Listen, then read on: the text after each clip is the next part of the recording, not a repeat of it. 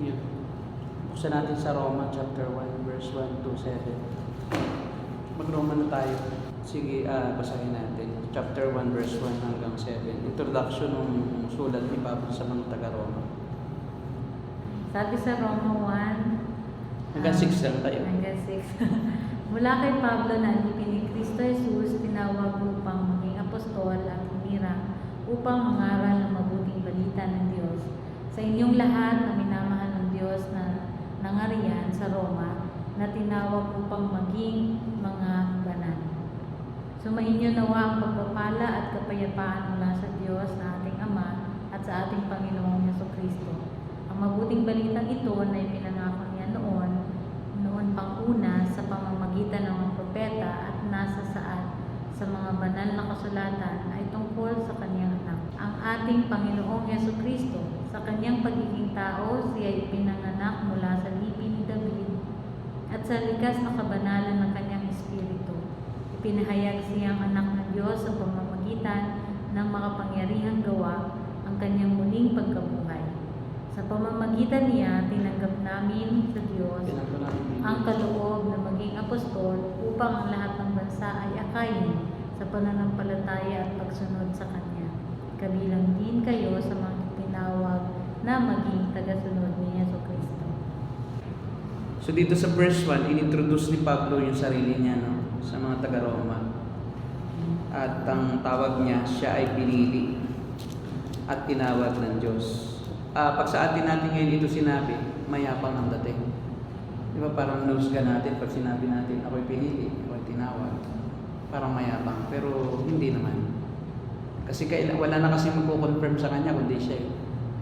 Kasi wala naman siyang katulad na apostol na sa Gentile. Nag-iisa si Pablo na ang tinawag, ang unique siya. Kasi si Pablo tinawag para sa hindi Hudyo. Wala namang hindi Hudyo na pwede mag-confirm. So, kino-confirm niya ang sarili niya.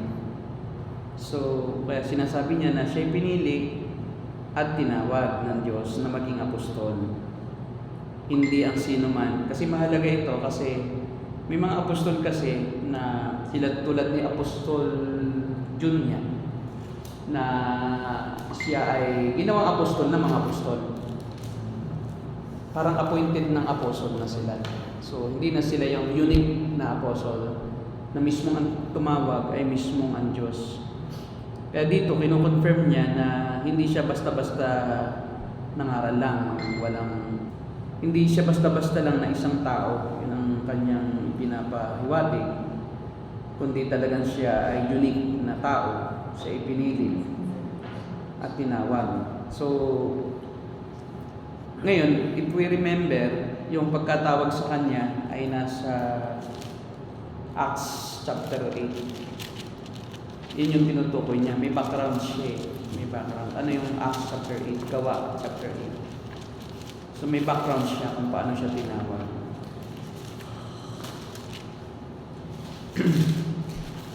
Unique siya sa lahat. Sabi sa chapter 8, in verse 1. And Saul approved of the killing, of their killing him. So sa translation ko sa English. Doon sa Tagalog, inilibing si Esteban, 8 verse 1. Siya dati ay mamamatay tao. Killer yan si Pablo. Kaya unique ang dati siyang killer ng mga apostol, ito si evangelist yan, si Stephen. So killer siya ng evangelist. Dati siya ay member na Sanhedrin. So napakahalaga yan, na alam natin kung sino si Pablo para ma-appreciate mo yung lalim ng kanyang pagpapakilala. Kasi kung hindi mo siya kilala, parang simple lang na ako yung tinawag ng Diyos para maging apostol. Parang wala lang. Pero kung alam mo kung sino siya, lalalim yung iyong appreciation sa kanyang ginagawa. Ba't siya ngayon nangangarap? So si Pablo ay anak ng isang mayamang Hudyo na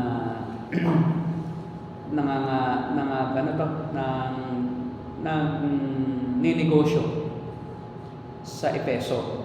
So paikot-ikot yung kanyang pamilya. Parang sila ay ang tawag dito ay traveling merchant. Yan, traveling merchant.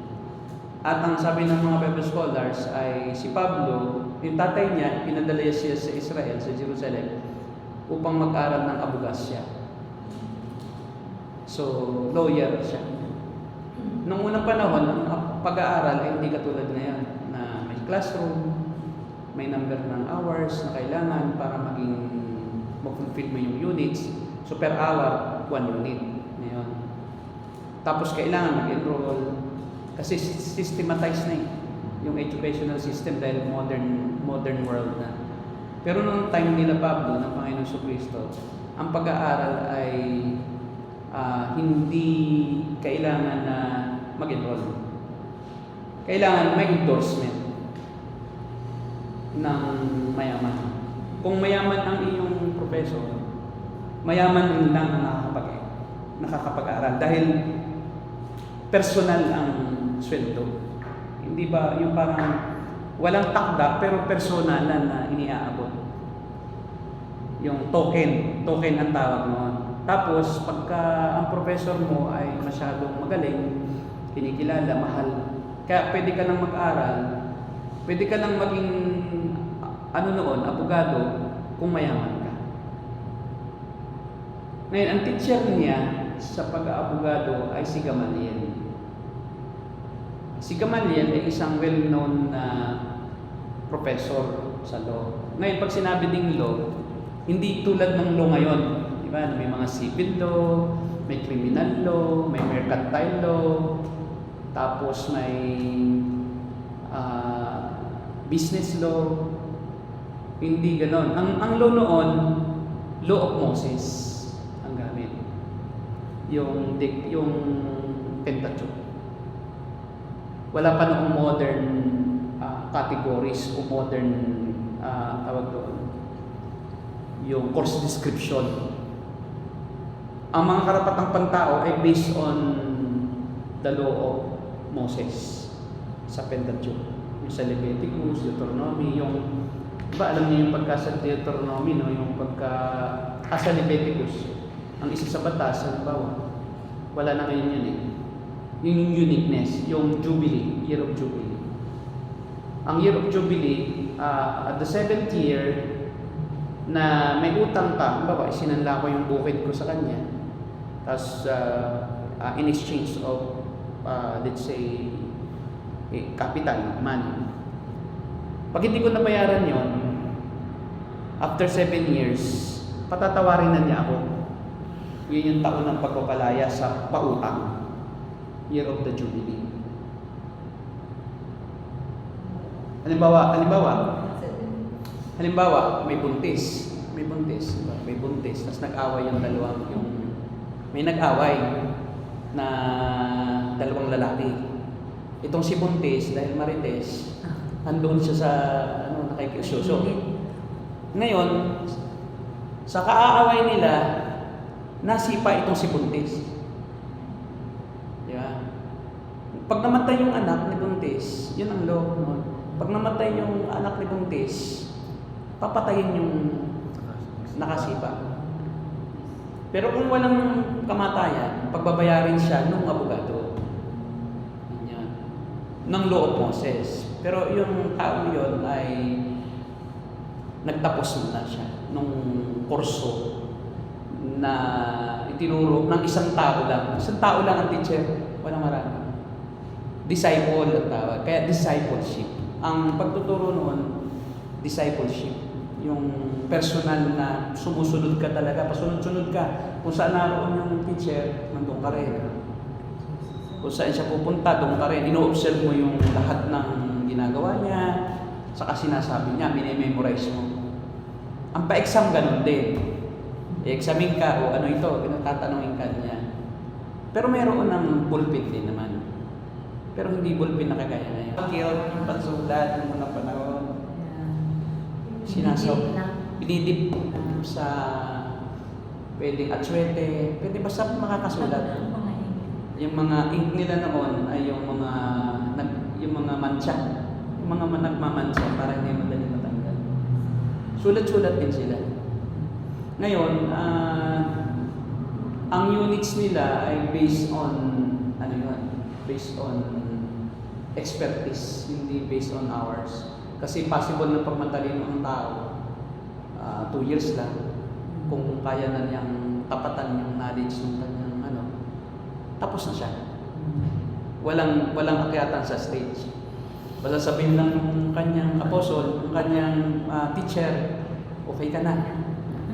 Mapakilala ka na sa community na ikaw ay teacher na graduated sa akin. Ganun si Paul, isa siyang lawyer.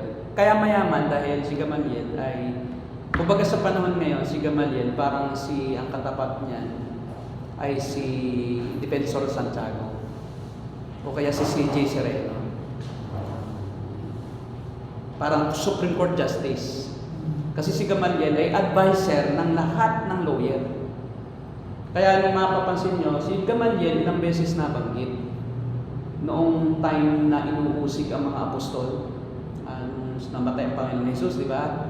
Tapos sabi ng mga dapat patayin yung mga apostol. Ang sabi ni Gamaliel ay kung yan ay sa Diyos, magpapatuloy yan. So kung hindi sa Diyos yan, hindi yan papatuloy. Parang siya ay nag-neutral. Neutral lang siya, no? Hindi siya nagsabing hindi sa Diyos yung mga ginagawa ng mga apostol. So, i-research nyo kung sino si Gamaliel. Para, yan, tinuturuan ko kayo kung paano mag-aral. Kasi pag kayo nag-aaral na rito, yung lahat ng mga salita, mga pangalan, dapat kilala nyo. Yan ang professor ni Paul. Yan ang background niya. Sino siya? Anong sabi niya? Gamaliel is recognized as Pharisee doctor of Jewish law. Yan. Doktor siya. Speaks of apostles. PhD. In law, tapos ano?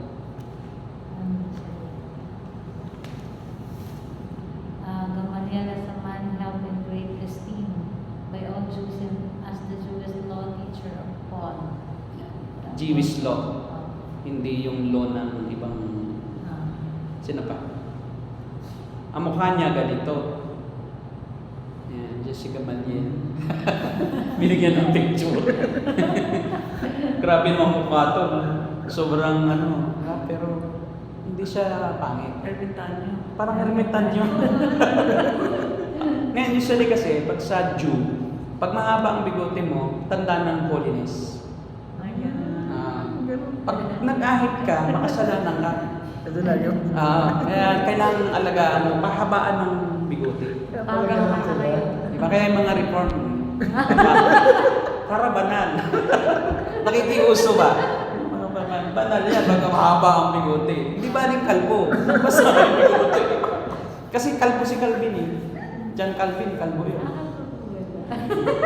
May upaw yun. Kaya pagka may upaw, matalino. Nung panahon ng mga nila Calvin, pero ngayon hindi na.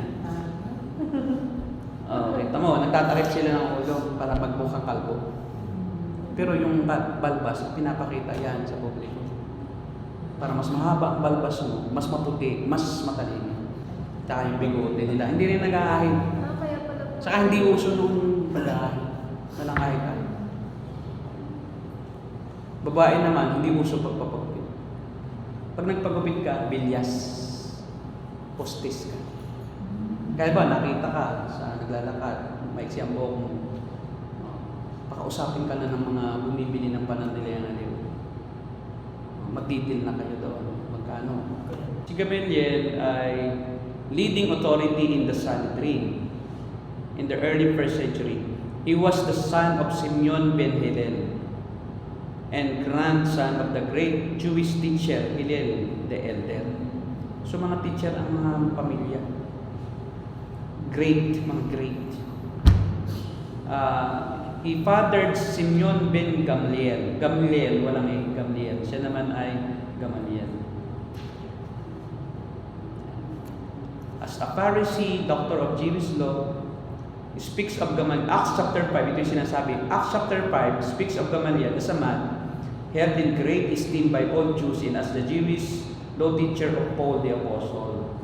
Gamaliel encouraged his fellow Pharisees to show leniency to the apostles of Jesus Christ. Lenient siya So yung iba inuusig, ang mga apostol, siya hindi. So mas matalino siya sa karaniwang Pharisee. Siya ay nasi, prince of teacher, or master. Siya ang president ng Great Sanhedrin. So siya ang president daw. Kaya siya ang pinakikinggan. Diba? Kasi may mataas siyang tungkulin. Ang Sanhedrin naman, by the way, binubuo siya ng 70 Pharisees. So Sanhedrin. So ang Sanhedrin ay pinakang Supreme Court. Kaya nga Supreme Court Justice si Gamaliel. Wala pa namang justices eh. So ang tawag lang president siya ng Sanhedrin. So si J. Sereno nga, mga ganun ang katumbas niya. Kaya pag nagsalita siya, igagalang siya.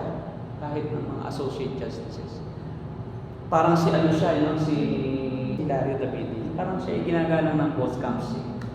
Si Hilario Davide ang nag-declare na ang OCT 333 ay legal and valid title at existing siya. Kaya walang pwedeng, kita mo no, pagka ganoon, walang pwedeng bumangga. Kasi meron siyang Supreme Court. Kaya kay Paul, parang ganito yan eh. Pag ikaw ay estudyante noon, parang si Paul, napakataas ng pride, di ba? So kung ikaw ay estudyante ng isang Supreme Court Justice at yun ang professor mo, talagang proud ka sa teacher. Kasi sa ngayon ang ano din eh, ang labanan dyan eh, sino bang teacher mo? Maski ako, tinatanong ako eh, sino bang mga professor mo? Yan. Kasi pag narinig nila ng mga kumakausap sa'yo na parang nagdududa sa kung ano yung authority mo at alam mo, yun pala ang professor niya, kilala namin yun. Parang si Karag, pag sinabing, sino professor mo si Karag? Si Karag, kilala yan sa evangelical circles. Dito lang yan lenient eh. Pero pagdating doon, terror yan. Yan ay hindi mo malalapitan basta-basta pag doon. At saka hindi siya nakikipag-usap basta-basta kahit kanino lang na tao. Pag naroon sa Bible School. Siyempre, tumatayo siya sa kanyang posisyon eh, na siya ay presidente ng isang... Kasi ang PBIAS, UP yan ng Bible Colleges. Isipin mo, di ba, ang tingin natin sa secular, pag UP, parang mataas, parang pag narinig natin, UP graduate, naku, parang duho ka kasi magagaling yung mga yan.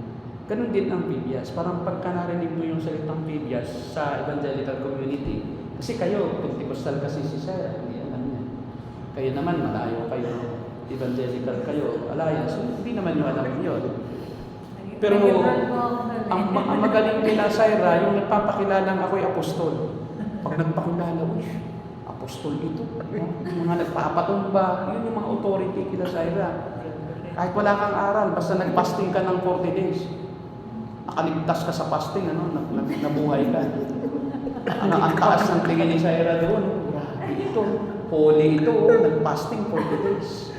Yan mga sa G12, ganyan. Pumayat si Syra sa kakapas. Tuloy, dahil sa katot-kaaral ni Syra, dumudugo ilong dito. Ganun pala yun.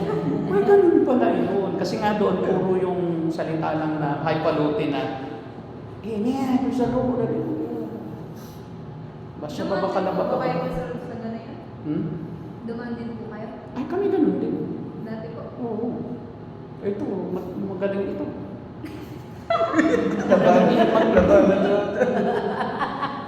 Pinipilit daw niyang magsalita na lang. Masakit sa ulo, sabi niya. Sakit sa ulo niya kasi pinipilit. Yung parang inuutosan mo sarili mo.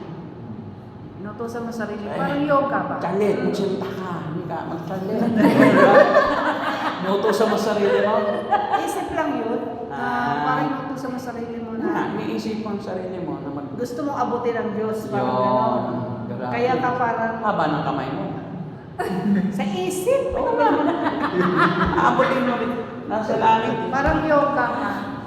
Iniisip mo nga na maaabot mo siyang gano'n, di ba? Parang literal gano'n. Tapos hawak kamay kayo, sa head. Kahit ikaw lang mag-isa. Basta. Pinipilit mo yung sarili. Imagination ba? Imagine ka Lalo ba? na po nung nag-EGR. Na-imagine mo. Lalo sa AJR, pagka na-emote ka na, no? Tumba. Nagsisigawan na yung katabi mo. Ito, nag-AJR din eh. Ako din po. Nung kaya AJR kay ka rin. Tito Arman.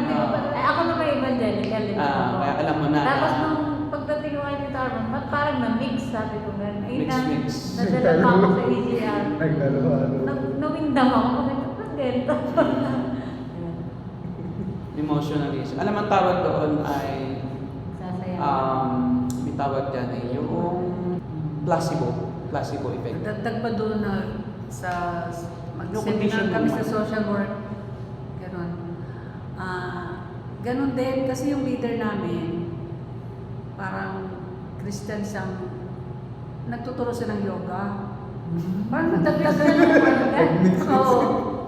Exercise kami yung gano'n. Yung, nagsasalita siya na inuutosan ng sarili mo. Kaya parang nadagdag doon sa pinapractice sa simbahan. Parang ganito sa simbahan. Oo, parang gano'n. Kaya naalaw ko doon. Parang ang tawag Time na dyan. yun, parang naalis ko sa isip ko, parang mali ba? Mali. Kasi yung sa seminar namin, gano'n din, yung utusan kami, pag ganyan kami, tapos utusan kami, nagsasalita siya na gano'n, parang kinukondisyon mo yung mind mo. Mind condition Oo. nila. Ay, dalawa kami yung asawa ni Ali na Christian. Ali, sa Ali na taga Upcop Mindoro. yun eh. Upcop si... Tapos naman. Ano ba to? Parang nakakainis naman. Hindi kami nagpa-practice yung mga iba. No? Pag yun pala, exercise daw yun. Pag ina-exercise mo, kaya pumayat ka, kasi ganun. Ang tawag dyan, Pumayat ka. syncretism. Syncretize. Ibig sabihin, syncretize. Ibig sabihin, your belief mixed with Hinduism, Buddhism, and you parang you treat it as one. So, syncretistic religion. Hindi siya isa lang. Kaya yun, diba? Yung Parang Buddhism. ganun din yun. So, result naman yun ng pragmatism. Ang pragmatism naman is parang you are entertaining every Kinukuha teaching. nila. Pragmatic ka, parang wala lang. Kung may dadating, welcome. Dahil sa welcome mo, dahil pragmatist ka, ang resulta, Mix na. syncretist yung religion mo. May mga terms yan. Parang sa Philippines. theater arts, ganun sa theater arts. Inanong iniisip mo yung script, Apo. ini-internalize mo, parang gano'n. Tayo ay accommodating. Parang ang accommodating naman, parang welcome lang, pero hindi natin sinisyncretize. Parang we are careful na baka may sabihin siya na kumagat ka, maniwala ka. Hindi. Ina-accommodate lang natin yung kanilang pagkatao. Pero hindi yung teaching. Bukod yun eh. Yung pragmatism is parang, ano lang yan, parang welcome lahat. Welcome lahat. At paniniwalaan mo lahat, basta okay din sa'yo. So kahit sumasalungat sa iyong paniniwala, hindi ihalo mo lang. Yun yung syncretism. Kasama yun sa boarding exam eh, pragmatism. Bukod naman accommodation. Ang accommodation is physical lang. Diba pag sinabi niya, accommodate mo, ibig sabihin, tanggapin mo lang. Pero more on physical lang yan. Yung pragmatism is even yung thoughts, yung teachings, you entertain. Itong si Paul, punta na tayo doon, nalayo na. Si Gamaliel na si Gamaliel. Philosophy ay nasa philosophy. Sa philosophy na tayo. Philosophy ni Gabriel. Tingnan natin yung mukha ni Apostle Paul, kilalanin natin. Ito naman depiction lang eh, wala naman nakapag ng kanyang ano. Sino nakakita sa kanila? Wala nga, depiction lang yun. Ayan, kita mo si Paul the Apostle, kawawa. Di ba matalino siya kasi walang ulo. Ay, walang ulo.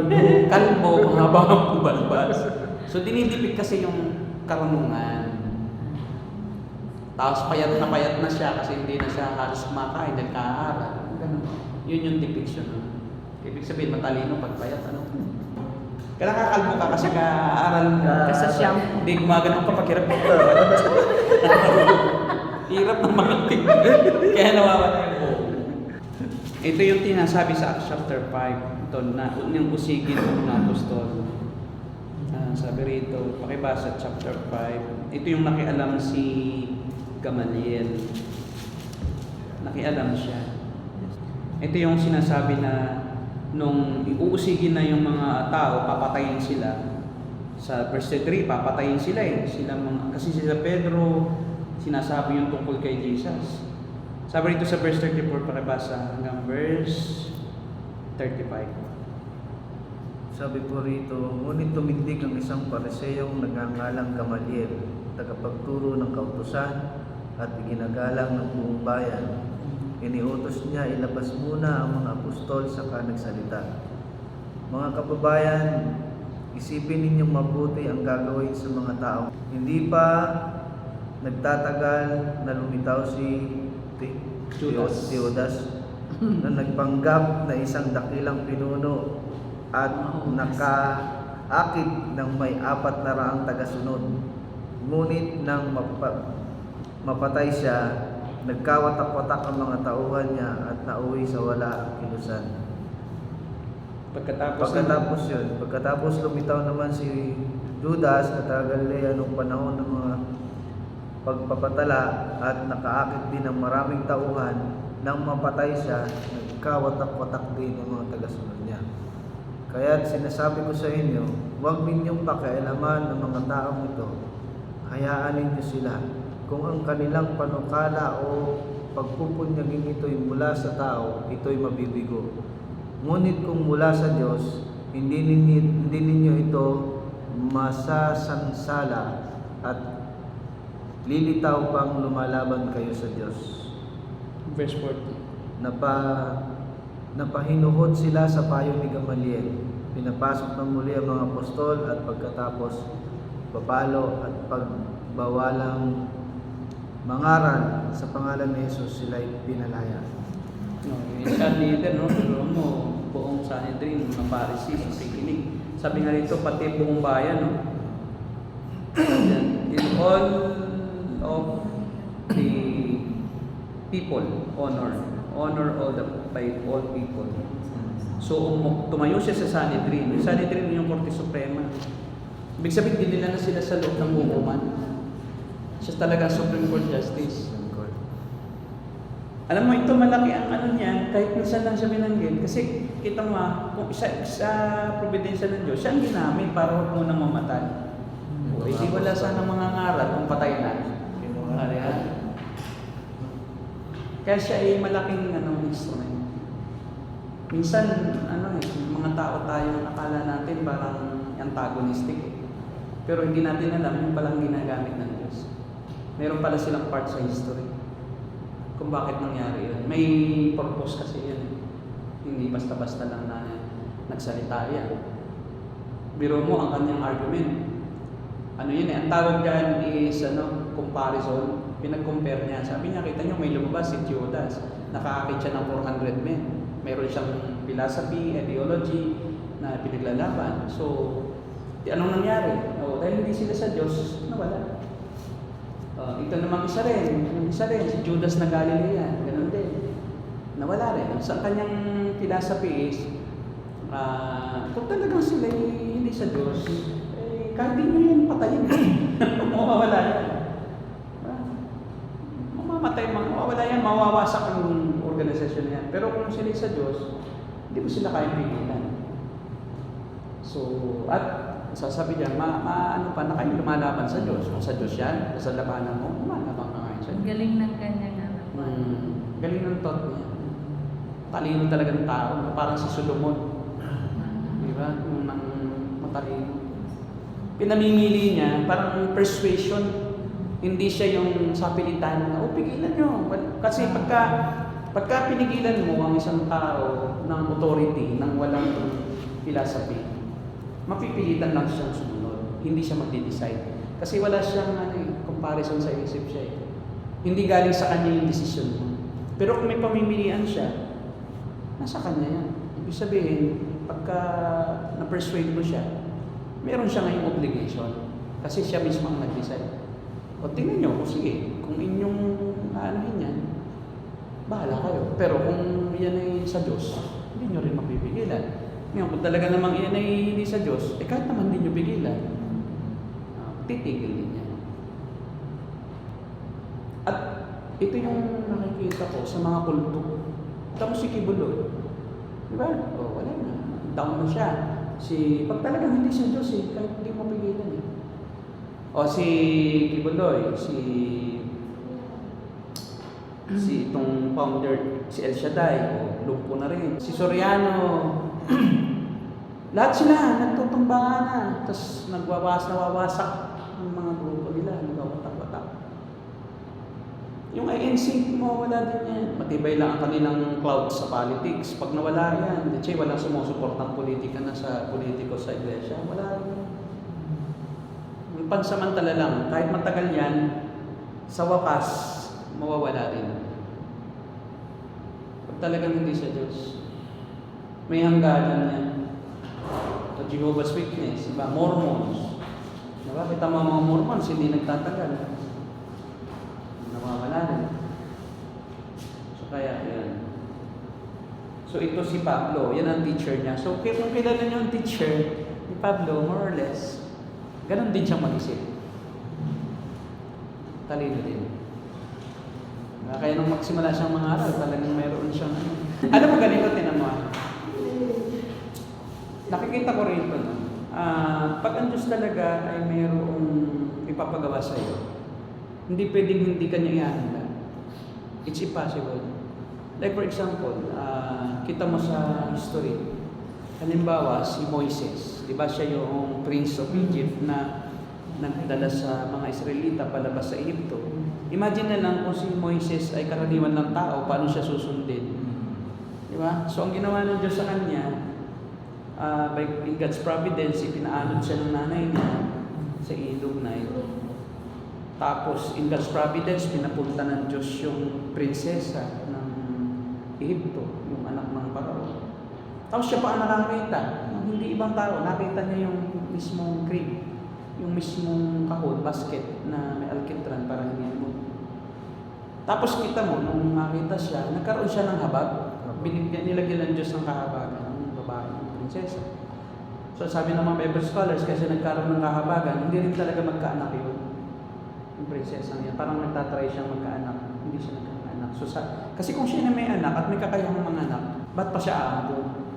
So yung lahat ng providence na yun, tapos di nung siya ampunin, naroon si Miriam. Sabi ni Miriam, ihahanap ko po siya ng tagapag-alaga. Pumayag din. Sige, hindi niya na inalam kung yung nag-o-offer ng maghahanap ng mag-aalaga, kapatid pala. O hindi nagkasweldo pa si, di ba? Nagkasweldo pa si, nanay ni Moises. So, habang siya nag-aalaga ng anak niya, may salary. May gwardiya pa yan, for sure. Kasi kailangan pagwardyahan siya. Bakit? Kasi baka siya makita ng ibang palace guards, papatayin din siya. Diba? So, maliit pa siya eh. So, possible na kung walang gwardiya siya, walang mapoprotect sa bata. So, para maproteksyonan yung bata, so pag nakita may gwardiya na doon sa bahay, hindi na siya, lalampasan siya ng mga, ng palasyo, ng mga sundalo. Kasi lahat ng bahay, sinisaliksik nila eh. Ay, may gwardiya. Hindi yan. Hindi tayo pwede dyan. May gwardiya yan. Prinsesa ang nagpagwardya dyan. So, nakisama din yung mga gwardiya, no? Hindi nag-report doon sa pinaka-pinuno. Di ba? Ganun yun eh. Di ba? So pagkatapos, naging prinsipe siya. So for 40 years, nag-aral siya ng lahat ng karunungan, ng lahat ng meron, ng mga Egyptian. Ay di ba ang mga Egyptian sa history, yan ang cradle of civilization. Diyan ang unang tinapay ginawa na mayroong libadura. Siya na naka-invento ng baking. Yan tinapay na may baking, yung maalsa. Nung una, wala talaga, hindi nila alam yan. Basta sila ay mayroong harina, mamasahin nila yan, tapos matigas yan. So, kanilang lulutuin, matigas. Ngayon, merong isang nagluluto sa Egypt na halimbawa, may minasa siya dyan, tapos parang suka yan na may yeast. Yung ng suka, yung parang, alam mo yung kabuti, na yan ay may mga yeast, di ba? Mga accidental hinahalo doon. Umalsa yung tinapay. So, ang paniniwala nila ganito, may espiritu doon, masamang espiritu. May Diyos yun. Diyos yun yung nagpaalsa. Kaya ang kaisipan ng mga pag may yeast, masama. Di ba? Kaya tinan mo ang history. Pagka sinabi, huwag kayong padala sa mga pagpaalsa ng mga Pariseyo. Kasi yung yeast, symbol of evil. Kasi doon sa kanilang naka-invento sa Egypt, Diyos-Diyosan agad yan. Di ba? Sa mga Udyo, huwag kayong maniwala sa Diyos-Diyosan ng mga pagano. Evil yan. Kaya ang naging symbolism ng evil, yeast. ngayon, di ba? So sila naka-invento niyan. Di ba? Sa kaunahan, sila sa astronomers, sila naka-invento ng pyramid na may secret. Di ba? Tabag niya ni Ernie Baron ay erniform. Based on the shape of the pyramid. Na bakit ang mga pyramid, pag naglagay ka dyan ng bangkay ng paraon, hindi natutunaw. Mummified siya. So meron siyang force, solar power, magnetic force, na tumutulong para ma-preserve yung mga bangkay. Hanggang ngayon, still a mystery. Diba? Pero may scientific explanation yan. Hindi pwedeng wala yan. Kasi yung shape na yon, yun ang dahilan. Ngayon, kung nakaano kayo, hindi siya parang espiritu. Kung hindi, talagang mayroon siyang, mayroon siyang nasasagap eh. Based on, di ba, ang mga parang satellite disk, di ba? Bakit pa ganun? Kasi parang malakas ang sagap ng signal. Ganun din siya, mayroon siyang cosmic power. Kasi sa itaas kasi, may mga laws of gravity, at saka yung nature, mga nature, forces of nature. Na hanggang ngayon, hindi lang talaga pa na discovered definitely ng science kung bakit gano'n. Pero I believe that there is a scientific explanation for that. Diba? Ba't gano'n ang itsura? So, ibig sabihin, meron silang nakaalam na pag gano'n ang itsura ng isang structure, mayroon siyang effect sa tao, sa lupa, sa loob. So, yung first astronomers ay mga Egyptians. Sila rin ang natutong mag-count ng araw para maging isang taon. Sila Pythagoras, yung mga Pythagorean, theorem, mga may langit Egyptian. Karunungan ng Egyptian yan na kanilang, kung babaga, sila yung seed ng science. Sila ang seed ng science na improve ng mga makabagong matatalinong scientists. At saka sa world history, ang cradle of civilization is Egypt. Fertile Crescent. And Egypt is the first modern. Kumbaga, in the ancient world, Egypt is the most civilized nation in the world. Pero bakit hindi na siya unlad? Sinumpa siya ng Diyos. When the Israelites, hindi pinapaalis. Di ba ilang beses at tikas ng puso ng Paraon, di ba sinumpahan ng Diyos? Mula ngayon, hindi na kayo unlad at kayo maghihirap at hindi kayo makikilala na sa buong mundo. That's the result of their, parang hanggang ngayon yung Egypt, ganun pa rin, hindi unlad yung mga bahay, mga mga batong luma. Kasi that's the curse of God sa kanila. Kasi nga, di ba, sabi ng mga Paraon, hindi kami papayag na malis kayo dito, alipin namin kayo. Ano sabi ng Diyos? Sinusumpa ko kayong mga Egyptian. Sa buong kasaysayan ng mundo, hindi na kayo magiging isang prominenteng bansa. At kayo tatalunin ng mga bansa sa palibot. Kita mo yung mga bansa sa palibot ng Egypt, Israel, di ba? Ng Israel, meron silang Raphael system, yung defense system, Raphael. Parang pinangalan yun kay Angel Raphael na siya yung mandirigma yun na angel ng Diyos. Raphael. Yun yung pinaka-commandant ng lahat ng angels ng Diyos. Na pagka, dome, iron dome. Tawag niya Raphael protection system. Pag bubumbahin sila ng mga katabing bansa, nasa itaas pa lang, sasalubungin na yun, ng missile nila. Hindi na yung makakababa sa Israel. Doon pa lang sa itaas, sasabog na siya. Israel is the only country na may ganun. Hindi kaya-kayahin ng Egypt yun. Tsaka anong mga maunlad na katabi nila? Iran, Iraq, di ba? Syria, Palestine. Ang Egypt parang hanggang ngayon, Egypt pa rin. Kaya Egypt, di ba yung electronic jeep? Electronic jeep pa rin. Hindi pa naging kotse.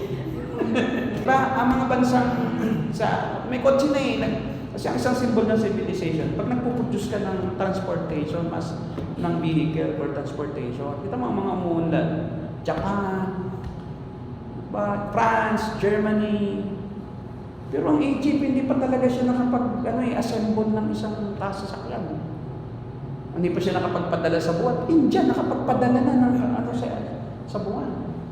Pero sa kanila nagmula ang civilization. Di ba dapat pag sa'yo nanggaling ang civilization, dapat uunlad ka kasi ikaw yung matutalinong tao kayo eh. Pero sinumpa siya ng Diyos. Camel pa rin ang kanila. Camel pa rin hanggang ngayon. Hanggang ngayon, yung pa rin ang nila. Wala nang, hindi, may kutsi naman sa Egypt, sa mismo. Cairo, maunlad din naman ang Cairo, pero hindi kasi unlad ng mga bansa sa Europe. Si African siya. Africa. Kanila pala yung camel na electric fan. Sa wakas, may isang produkto, camel, electric fan. Galing sa Egypt yan. Saka yung Egypt mo. At ito nakakatawa.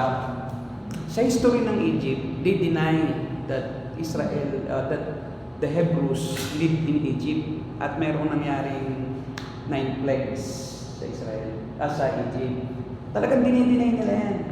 Sa history, sinusunog nila yung mga historical, yung mga libro, mga books na may nababanggit yun. Pero ito ang matindi, just recently, mga 1980s, may isang writer, author, Egyptian international writer, sinisingil ang Israel doon sa pinsala na ginawa nila. Sabi ko to, hindi ito napigilan ng pero sinisingil sila yung binanggit lahat ng plague na kaya daw naghirap ang Egypt hanggang ngayon, resulta daw ito noong sumpa ng Diyos noon. Pero mo kinonfirm niya. Pero may isang bato doon, Rosetta Stone, na naroon yung sa kasaysayan nila. Hindi nila ma-delete kasi historical yun. Historical ang tawag doon, artifact. So pag sinira nila yon, parang malaking kawalan sa history. Kasi siya ay bato kung saan nakasulat yung 7 taon ng taggutom at 7 taon ng tag-ganon. Yun lang kasi wala yung plague. Pero naroon yung, ibig sabihin talaga nag-stay sila doon. Diba during the time of Joseph? Diba yan? Pero yung sumunod na nangyari na noong later na nung sila marami na, tapos gusto na silang paalisin ng Diyos, yun ang iniilaga nila. Kasi parang parang pamamaliit sa kanila yun. Na natakasan sila ng isang nakitira lang. Tapos naging isang bansa pa yung nakitira sa kanila at mas lumakas pa kaysa sa kanila. Kaya pride na yan eh. Hindi naman kayo naging alipin namin. Samantalang sa totoo, di ba? Para sabihin, naging alipin namin kayo, pride yun. Pero hindi namin kayo naging alipin, hindi kayo dito tumira. Invento nyo lang yan. Di ba? Sa halip na magyabang sila na sa amin kayo kaya yumaman eh. Pero dahil dun sa plagues na yon na sobra silang na-down as a nation, na nagkamatay pati mga anak ng paraon na panganay.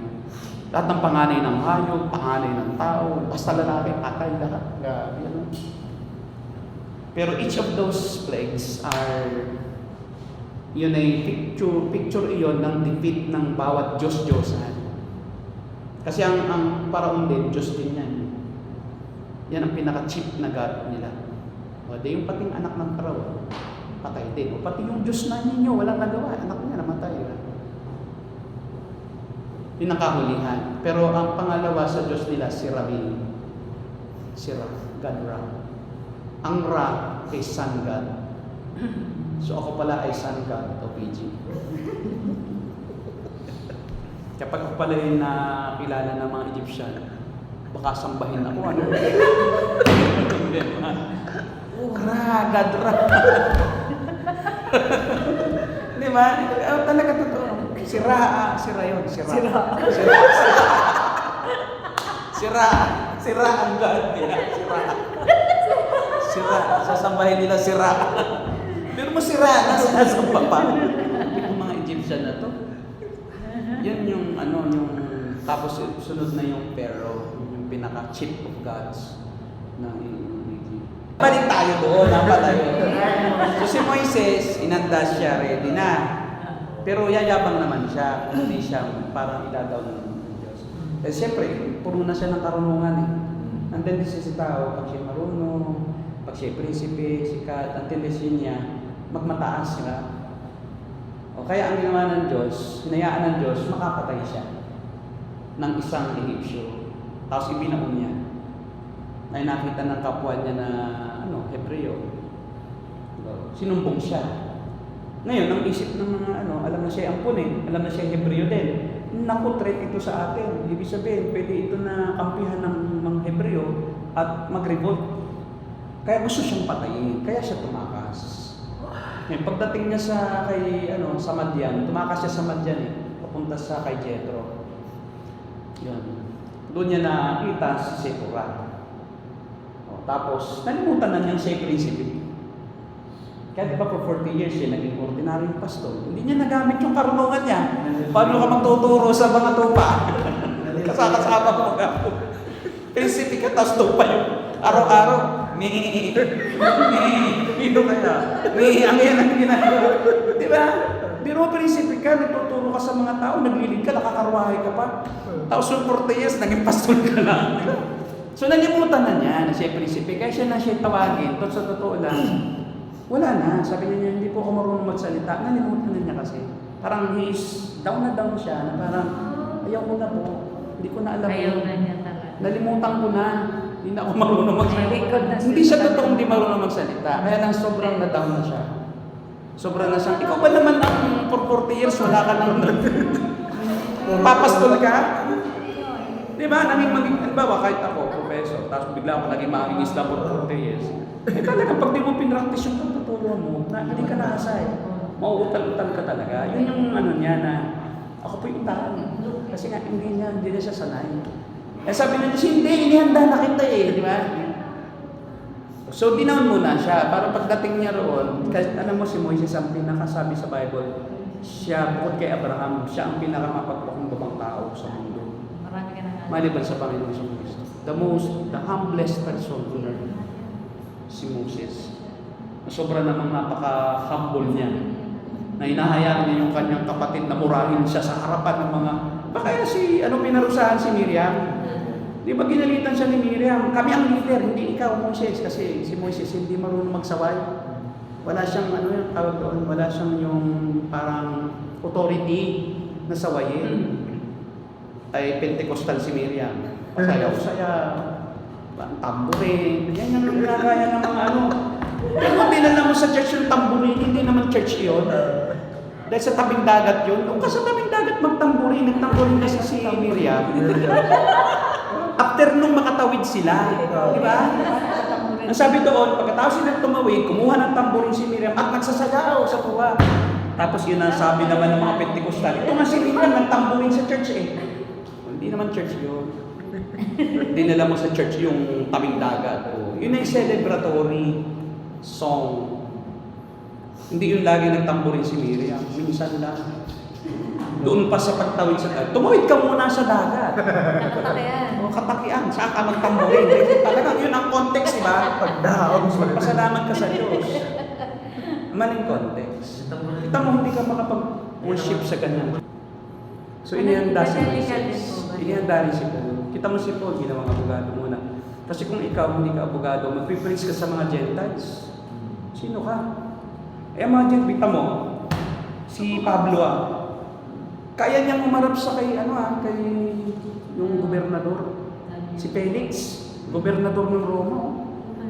Nangaral siya. Kung siya duduko-duko, di ba, hindi siya trained. Gobernador ito. Baka hindi ako dito paniwalaan, di ba? Mas pataas ang pinag-aralan niya. Kaya sabi ni Gobernador Felix, nung siya nagsishare, di yata Pablo, gusto mo akong maging isang Kristiyano? Sa kaunting panahon lamang, sabi ni Pablo, gusto ko po, maliban na lang sa sa talikalang ito, lahat kayo maging Kristiyano. Kaya malakas ang loob. Kahit sa harap ng hari, nagpipreach siya. Kasi ihahanda tayo ng Diyos kung gusto tayong gamitin ng Diyos. So makikita mo rin sa isang pastor yung kakayahan niya. Kasi kung hindi, ay hindi siya maging kagamit-gamit. Kaya I do believe yung preparation may purpose yan. There is a prepared place for a prepared man. Kasi ang Diyos hindi pwedeng hindi prepared yung isusugo niya. Kailangan i-prepare ka niya. Diba? So yun, may tanong kayo. O yun pa lang, dalawa pa lang. Tao yun. Si Gamaliel at si Pablo. Saan ba galing si Pablo? Sabi niya, ako hindi basta lang. Ako'y talagang tinawag ng Diyos. Yun yung kasama sa pagtawag. Yung preparation. Hindi ka naman tatawagin unless you are prepared.